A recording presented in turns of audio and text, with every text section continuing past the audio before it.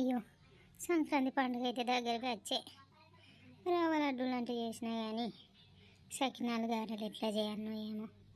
ఎవరినైనా పిలిస్తే వస్తారో రారో, ఎవరి పనులు వాళ్ళకే ఉంటాయి. రామక్క, ఓ రామక్క, ఉన్నావా ఇంట్లో? ఏం చెప్తానవా అక్క? ఏం లేదు లచ్చక్క, సంక్రాంతి పండుగ దగ్గరికి వచ్చింది కదా, లడ్డూలు చేసినా కానీ సకినాలు ఎట్లా చేయాలని ఆలోచిస్తాను. అవునా అక్క, నేను కూడా మా ఇంట్లో సకినాలు వద్దామనుకుంటానా. నువ్వు అత్తమేమని పిలుద్దామని వచ్చినాక, అత్తవా మరి? పోద్దాం కానీ ముందుగా మా ఇంటికాడ సకినాలు పోద్దామే. ఎందుకంటే నేను కించడానికి బియ్యం పోద్దాం అనుకుంటాను సకినాలకు. ముందు మా ఇంట్లో అయిపోయాక తర్వాత పోయి మీ ఇంటికాడ చేద్దాం. అబ్బని అవ్వ, పెద్దదే ప్లాన్ వేసింది రామక్క. కొంచెం బియ్యం ఆట నాపా, ఏం తలకాయ తింటుందో ఏమో అయిపోయేదాకా. పోతే పోని, మా ఇంటికి కూడా అత్తనంటాను కదా.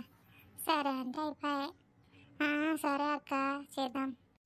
సరే కానీ గిట్లా వచ్చి కూసోవేదచ్చక్క, నీతో నేను ముచ్చట్లు మాట్లాడాలని ఉన్నది. ఏందక్క చెప్పు, ఏమైంది? అవు కానీ ఇంకా మూలింటి మళ్ళీ అవి ఎన్ని వస్తుంది సకినాలు, నాకు కొంచెడికే తరం అయితే లేదు.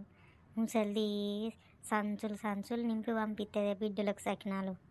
ఎన్ని ఎత్తుందో ఏమో. ఏమోనక్క, నాకేం తెలియదు. మళ్ళీ ఆమె జోలికి పోతే ఏడాచి ఆపాలని అయిపోయాక నన్ను వదిలిపెట్టదేమో అని సపరేట్ ఇంట్లోనే పడి సత్తారు. నేను మనమైతే చేసుకుందాం ముందు. ఇగోవే, ఇంకో లడ్డూలు చేసిన ఇంట్లో 4 నీకు ఇస్తాను, పట్టుకోను, పిల్లగాండ్లు అన్నది తింటారు. సరే అక్క, రేపు జల్దీ చేద్దాం మరి మీ ఇంటి కాడ అప్పాలు. నేను పోయి అత్త మరిగా. సరేనే, లడ్డూల మీద కొంగ అయితే కప్పుకొని పోవే, లేకపోతే దయ్యాలు పడతాయో మా అన్న.